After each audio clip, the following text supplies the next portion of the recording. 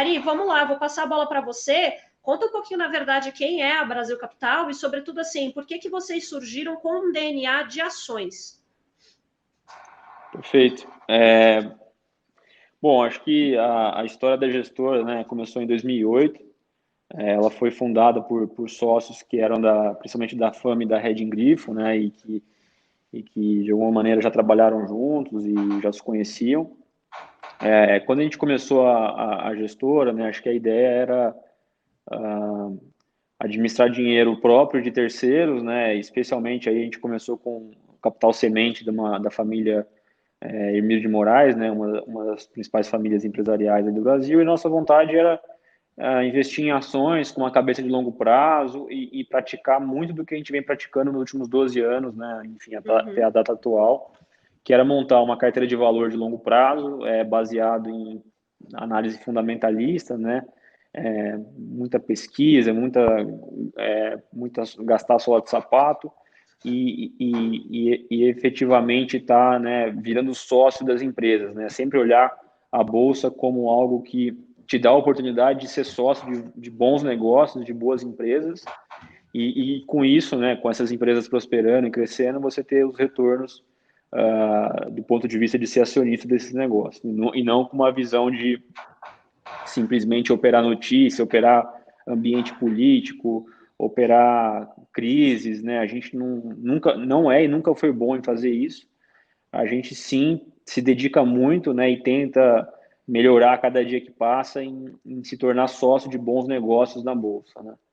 E com essa cabeça, né? E com muito trabalho, com muita assim, simplicidade, a gente veio construindo aí o histórico da gestora, né? A gente tem um modelo de decisão bem colegiado, então a gente tem sócios que trabalham juntos há bastante tempo já e uma equipe de gestão e análise que são praticamente 9 pessoas. O time interage bastante na tomada de decisão, então a gente, ao tomar decisões, né, assim, os analistas e os gestores interagem bastante. O processo nosso de tomar decisão, desde o começo, ele é construído, né? Então, as decisões aqui não são tomadas do dia para a noite, simplesmente a gente investe ou desinveste numa companhia não baseado no preço em bolsa dela, né? Assim, no preço da cotação dela, e sim pelo fundamento do negócio, né? Se existe uma discrepância que a gente entende entre o fundamento da ação e o preço em bolsa, a gente vai comprar ou vai vender de acordo com essa oportunidade, né? A gente dificilmente para de investir em algum negócio porque teve alguma crise, porque, né, a China, o Trump falou alguma coisa em relação à China e as bolsas caíram. Isso a gente entende, assim, a maior parte do que a gente lê e acompanha durante o dia são coisas que influenciam os preços no curto prazo, mas o que mais influencia os preços no médio e longo prazo, que é o horizonte que a gente gosta de olhar, né, onde a empresa está investindo, para onde a empresa está indo e a qualidade das pessoas. Então, a gente gasta muito tempo tentando entender isso, tá?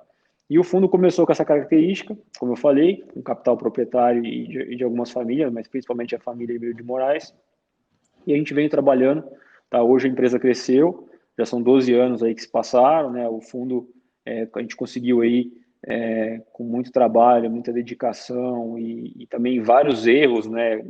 Felizmente mais acertos do que erros, mas sem dúvida a gente cometeu vários erros e estamos aqui trabalhando bastante para minimizar os erros, né? Mas a gente acha que os erros vão continuar existindo, é sempre normal quando você está investindo e tomando risco você errar em algumas coisas.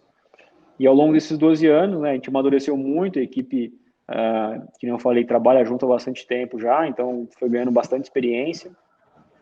E atualmente, né, a Brasil Capital como um todo, né, nós somos em 18 pessoas, 9 só na equipe de gestão e análise, que é o coração do negócio.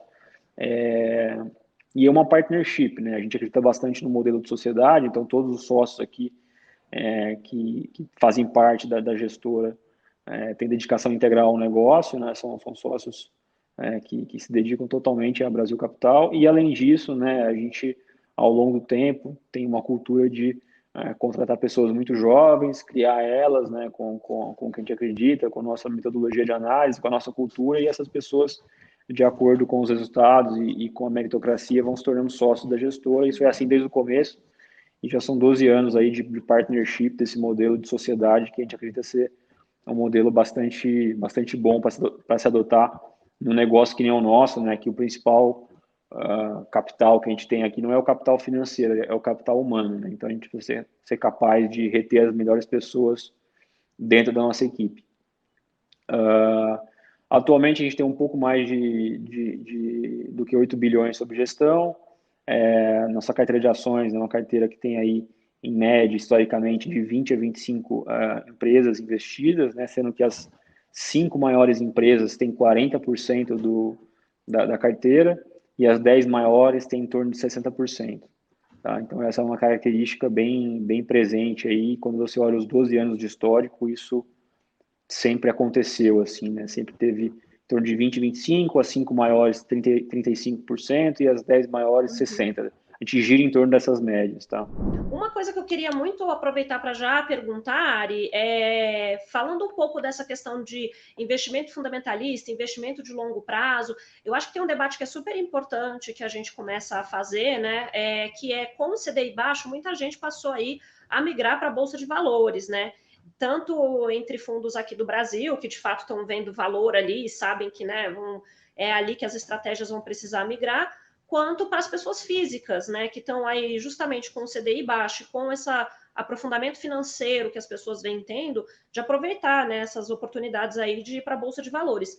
O que é muito legal, mas leva muita gente a se perguntar, no fim das contas, o que é ruído e o que é fundamento. Então, quer dizer, quando a gente está analisando um presidente falando, por exemplo, qual que é a importância, né, do que ele está comentando. Então, assim, sem juízo de valor, né? O nosso objetivo aqui é muito simples. Mas se o presidente está falando uma coisa e ele é o presidente do meu país, então só pode ser importante o que ele está falando, né? Então, assim, isso vai afetar as empresas, uma decisão tomada no Congresso vai afetar as companhias. Então, assim, como é que o investidor separa o que é realmente importante, o que é fundamento, do que é ruído? Como é que vocês fazem isso aí dentro? Perfeito, perfeito. Ótima pergunta.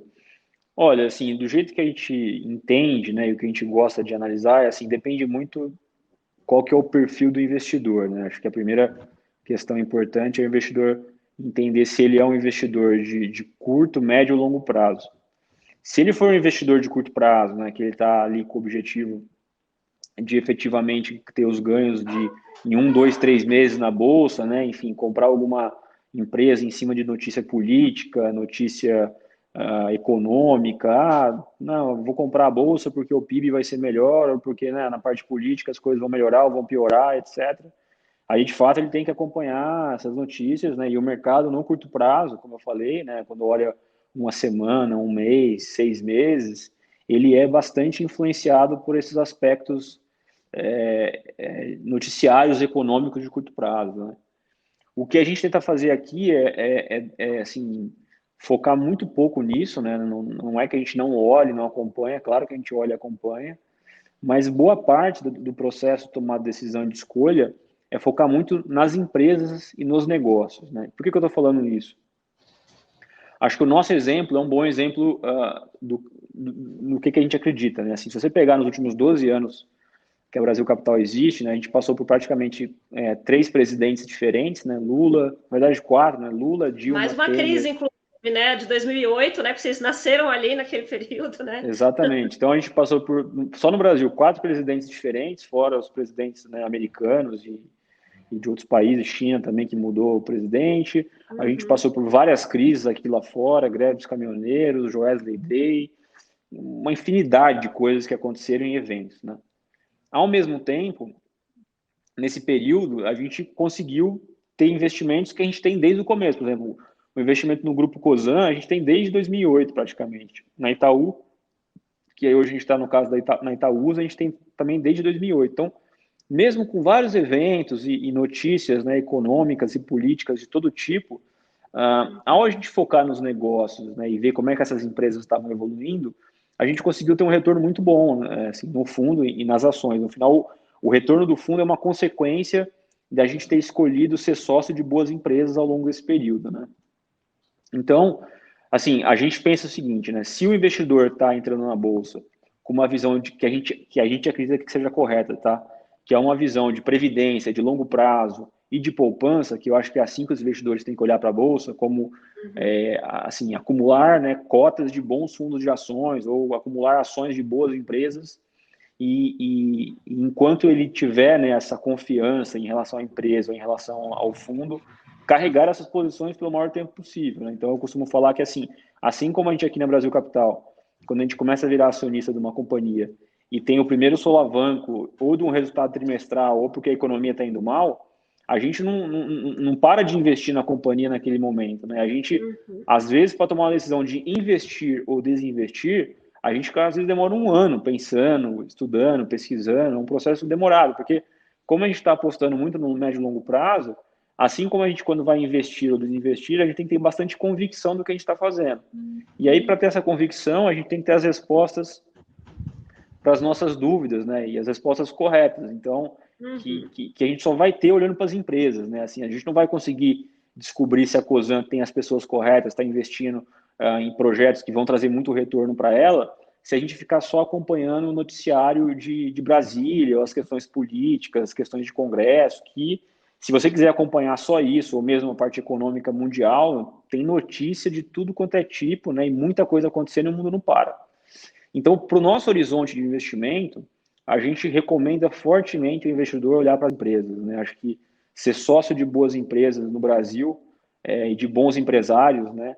É um negócio que, ao longo do tempo, gera um retorno fantástico. Assim, o Brasil, apesar de ser um país super difícil, super inóspito, ele criou um ambiente que tem muita empresa boa na Bolsa, que você pode ser sócio, né? E participar desse crescimento das companhias, sendo meramente um acionista, né? E você ter lá, né, acho que o benefício do caso de ser sócio de empresários muito visionários, pessoas muito capacitadas e muito boas, empresas muito eficientes, e isso vai te trazer um bom retorno com o tempo, tá? Então, efetivamente, assim, a recomendação muito forte, a pessoa tem, então, consciência da quantidade de capital que ela pode alocar para isso, né? O quanto que ela está disposta a colocar da liquidez, da poupança dela, do patrimônio dela em bolsa, né? Evidentemente, se a pessoa não conhece, nunca investiu, a gente recomenda fortemente aí aos poucos, né? Conhecendo, colocando um percentual pequeno do patrimônio, que mesmo com a volatilidade, essa pessoa tenha conforto de carregar. E depois de 1, 2, 3 anos estudando, acompanhando, pesquisando, né? A pessoa vai se tornando mais confortável e investir mais na bolsa. Vou aproveitar para pegar aqui uma questão do Arthur Pontes, que ele mandou aqui para a gente, que eu acho que faz muito sentido da gente perguntar, e era uma pergunta até que eu ia fazer para você, que é qual é a visão de vocês aí da Brasil Capital no pós-Covid, né? A ideia é mudar as posições na carteira depois da crise. Eu acho que isso é bem importante, sobretudo nessa conversa que a gente está tendo de o que é ruído e o que é fundamento, né? E muita gente fala, as empresas vão deixar de existir na pandemia? Não vão deixar de existir. Mas, de fato, a gente está vivendo uma coisa muito única, né? Um movimento muito único, que é uma da pandemia, né? Ela vai, sem dúvida, aí mudar a nossa maneira até de se relacionar, né? E de consumir coisas. Então, como é que vocês estão encarando isso aí dentro da Brasil Capital, Ari? Legal, ótima pergunta. Eu acho que a pandemia, né, ela de alguma maneira está trazendo aí um impacto profundo, né, em toda a sociedade, em todos nós, em questões de saúde, de modo de viver, né, etc. E acho que é uma lição importante aí que todo mundo está tendo sobre os limites da saúde mesmo e da sociedade, né? Então acho que até uma introspecção humana interessante que a gente está passando.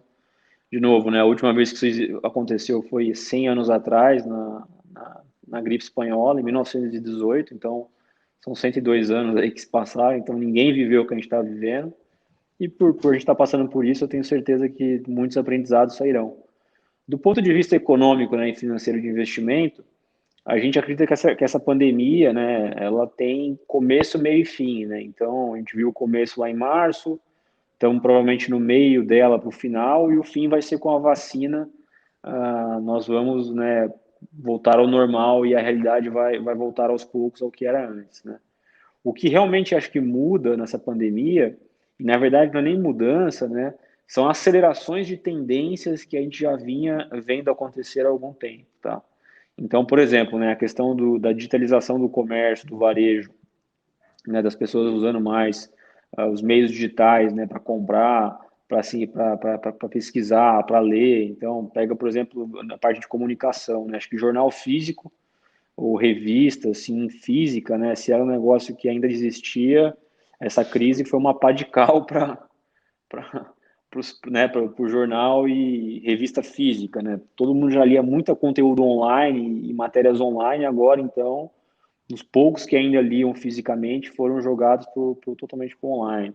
Compras Uhum. também, as pessoas em casa, né, tendo que pessoas de idade tendo que se adaptar e comprar por um aplicativo e ver que a compra é segura, que no cartão de crédito não vai ser clonado, que chega em casa o produto de maneira rápida, segura.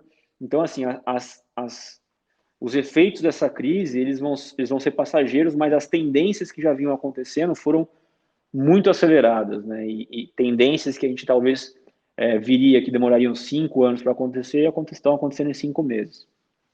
Então, dito isso, né, a gente, quando pensa aqui no portfólio da Brasil Capital, até né, quando a gente pensa na nossa carteira de empresas que a gente está sócio, tal, a gente pensa muito, primeiro, né, em compor um portfólio que seja complementar, né, que nem você pensar assim, né, que você quer ter empresas que sejam mais defensivas do ponto de vista de negócio, mais resilientes em momentos de alta e baixa do ciclo econômico, empresas mais avançadas do ponto de vista tecnológico, né, que estão fazendo um trabalho que, se der certo, vai crescer muito, então, como Mercado Livre e Magazine Luiza que a gente tem, e empresas, né, no meio de campo ali, digamos assim, que são empresas mais cíclicas, né, que não são nem tão defensivas do ponto de vista do ciclo econômico, mas também nem tão, assim, do ponto de vista de potencial de crescimento, agressivas como essas empresas mais de alta tecnologia, né, empresas high-tech.